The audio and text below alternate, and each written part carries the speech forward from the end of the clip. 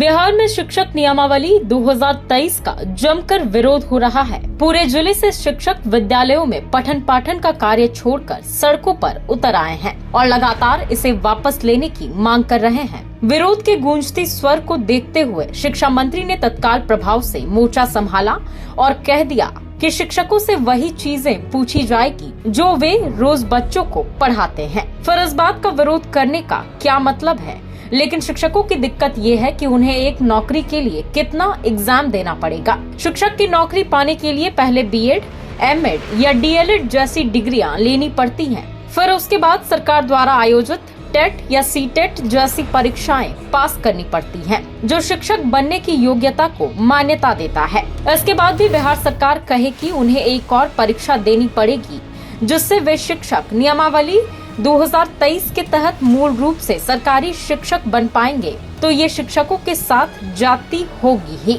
बिहार में शिक्षकों की भर्ती को लेकर आखिर सरकार को नए कानून की जरूरत क्यों पड़ी? क्या सरकार को अपने शिक्षकों की योग्यता को लेकर संदेह है? अगर हाँ, फिर बिहार सरकार में जो कार्यरत नियोजित शिक्षक हैं, वे इतने सालों से कैसे पढ़ा रहे हैं? ये सवाल तो लाजमी है। बिहार में पहले से ही शिक्षकों को दो कैटेगरी में बांटकर रखा गया है।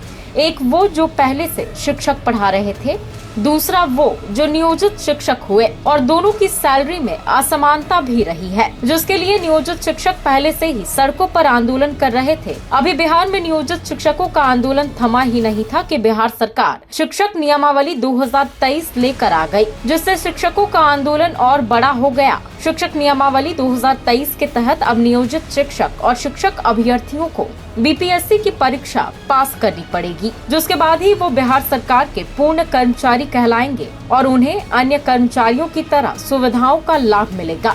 लेकिन देश या राज्य में कोई भी नया कानून बनता है तो वो नए सिरे से लागू होता है। जिस दिन उसे कानूनी मान्यता प्राप्त होती है और वह कानून उन लोगों पर स्वतः लागू हो जाता है जो पहले से कार्यरत है। सवाल उठता है कि जो नियोजित शिक्षक पहले से पढ़ा रहे हैं, उन पर ये कानून लागू होगा या नहीं।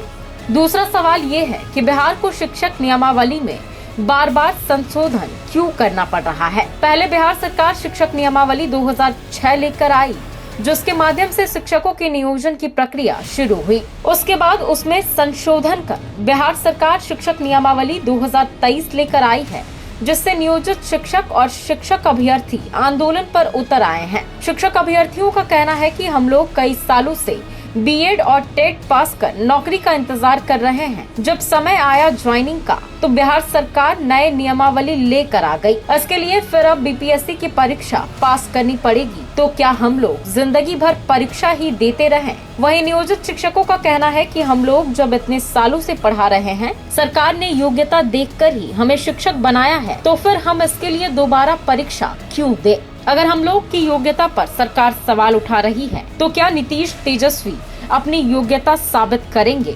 बहरहाल लाइव सिटीज के लिए इस खबर में इतना ही। बाकी की तमाम खबरों के लिए बने रहें लाइव सिटीज के साथ। अगर आप इस वीडियो को हमारे फेसबुक पर देख रहे हैं तो हमारे पेज को लाइक कर लें, यूट्यूब पर देख रहे हैं तो हमारे चैनल को सब्सक्राइब कर लें। धन्यवाद।